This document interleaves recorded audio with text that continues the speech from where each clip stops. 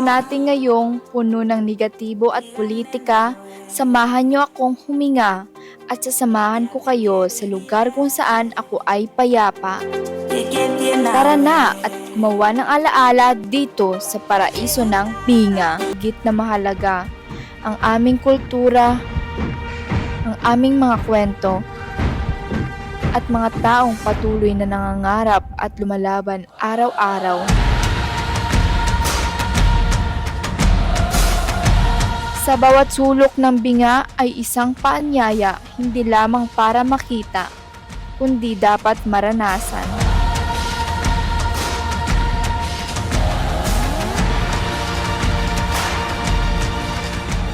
Ako si Kimberly Soriano.